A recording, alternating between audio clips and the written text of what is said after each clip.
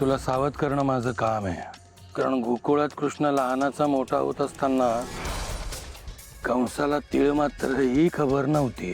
तसंच तुझ्या बाबतीतही घडते बरं का कुठेतरी. तुझा विनाश कुठेतरी लहानाचा हळूहळू मोठा होतोय. म्हणून लवकरात लवकर एखादं सुरक्षित बीळ शोधून ठेव, कामी येईल. कमी वेळ आहे तुझ्याकडे.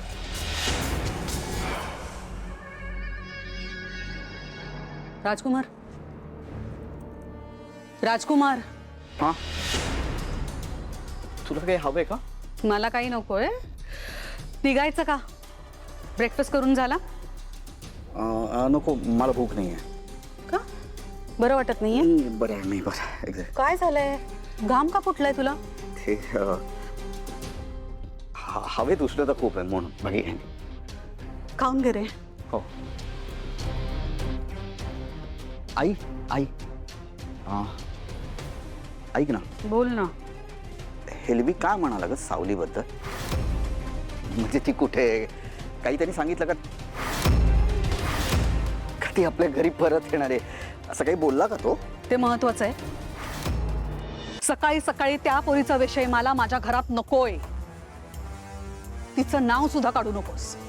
आणि तो माणूस काय बोलला ते महत्वाचं नाहीये. आत्ता आपली जी मीटिंग आहे ना ती खूप महत्वाची. आपण निघूया. हा ऐक ना, ऐक ना, काय ऐक ना, तुम्ही दोघी जणी जा. काय झालं, मला एक महत्वाचं काम आलंय म्हणून मला नाही येता येणार. असं तू नाही येतेस? नाही म्हणजे कालचं काय अपडेट? तू गेला होतास त्या जागेवर? बघितलीस पुन्हा एकदा जागा?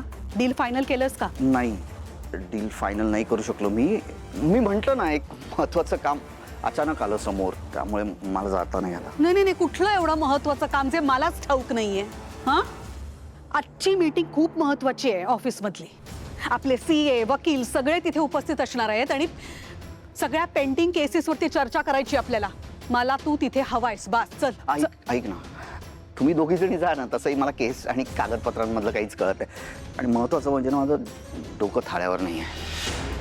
तिथे वाटेल ते काहीतरी मी बोलून जाईन, वाद होतील, म्हणून म्हटलं आजचा दिवस आई, आजचा दिवस सांभाळ. राजकुमार प्लीज. अहो ऐका ना, हे बघा, कोण काही बोललंय का तुम्हाला? हां, त्याचं तुम्हाला वाईट वाटलंय? किंवा एक काम करा, आम्हाला ॲटलीस्ट सांगा तुम्ही कुठे चाललाय, कोणाला भेटताय. म्हणजे आम्हाला ॲटलीस्ट लोकेशन तरी माहिती असू देत ना, आम्हाला अंदाज असेल. माझं सगळं शेड्यूल तुला कळवतो. कोणाला भेटतोय, काय करणार आहे. राजकुमार प्लीज.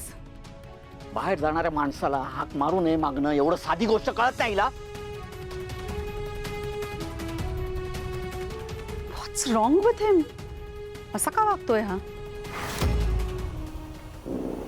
इग्नोर करा आई त्यांना. काल रात्री पण असंच काहीतरी वियर्ड वागत होते. काल मी सुद्धा असंच त्यांना विचारायला गेलेले काय झालंय म्हणून, तेव्हाही असंच ओरडले माझ्यावर. डोकं शांत झालं की येतील वळणावर. आपण निघूया, उशीर होतोय. हो आई.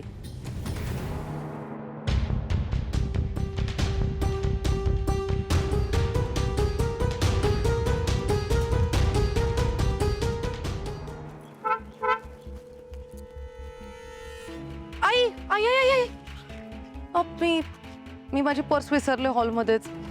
मग अशी ठेवली होती ना, त्यात सगळे इम्पॉर्टंट पेपर्स आणि कार्ड्स आहेत. मी पटकन आणू? आण आता.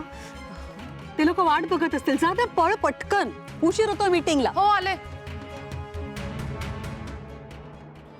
ओवी चल, हीच संधी आहे. घरातले सगळे बाहेर गेलेत, आपल्याला लगेच निघायला हवा.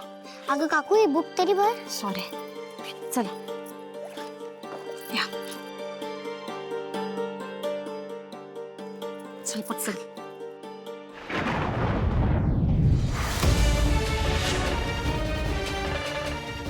काय? कुठे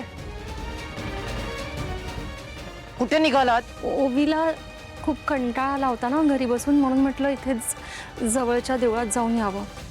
देवळात चाललोय. देवळात? स्कूल बॅग घेऊन?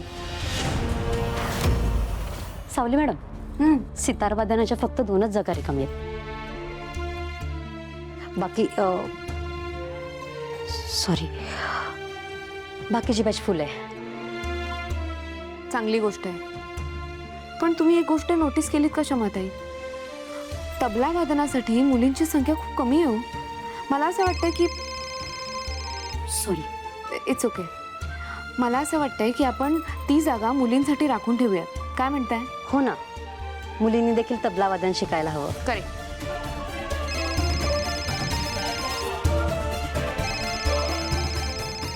अहो मगापासून फोन वाजतोय, उचला की फोन. बघा तरी कोणाचा आहे. नाही हो मॅडम, तो नवऱ्याचाच फोन आहे. नवऱ्याचा फोन आहे? मग तुम्ही बोलायला हवं ना. भांडण वगैरे झालंय की काय? नाही मॅडम, नाही बोलायचं मला त्यांच्याशी. आपण आपलं काम संपवूयात. क्षमाताई, काहीतरी बिनसले तुमच्या चेहऱ्यावरून दिसतंय. काय झालंय सांगा की. म्हणजे जर तुमची हरकत नसेल तर तुम्ही माझ्याशी शेअर करू शकता. मी नाही राहत त्यांच्यासोबत. मी घर सोडून आले. काय? अहो पण का, काय झालं अचानक?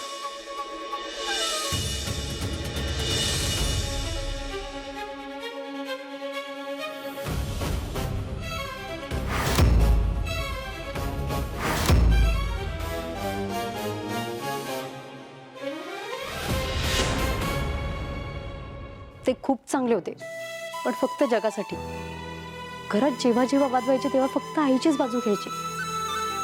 त्यांना एका शब्दाने सुद्धा बोलायचे नाही आणि माझीच समजूत काढायचे. हो क्षमाताई, कदाचित असं असू शकतं ना, त्याआधी तुम्हाला समजवून मग त्यांच्या आईंना एकट्याच समजवत असतील, हो की नाही? असेलही.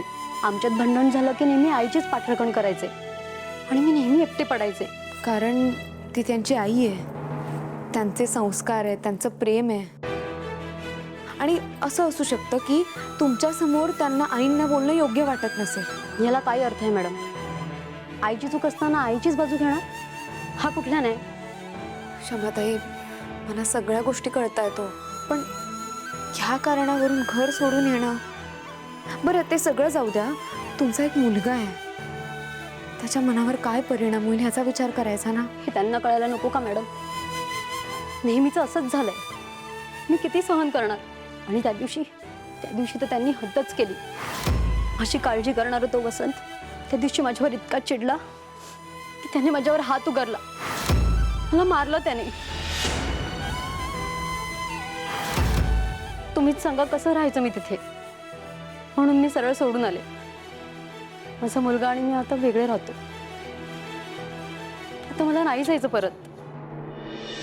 या हिच्यासारख्या एका बाईनी माझं बालपण उद्ध्वस्त केलं. या बायकांची मनं ना त्यांच्या रंगासारखी असतात. बस झालं आता. शांत हो. किती वेळ गप्प करणार आहात मला? कधीतरी योग्य बाजूने उभे राहा सारंग सर.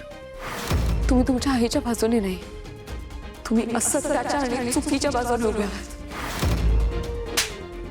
कुठे थांबायचं ते कळलं पाहिजे सावली तुला. कुठे थांबायचंय तुम्हाला कळायला हवं होतं सारंग सर.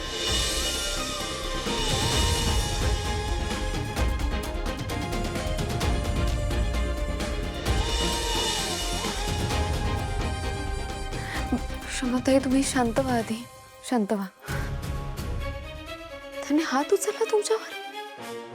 मग तुम्ही जे केलं ना ते बरोबर केलं. सन्मान जिथे संपतो तिथे नातं संपवून बाहेर पडणंच योग्य असतं. आणि तुम्ही योग्य केलं. शांत व्हा.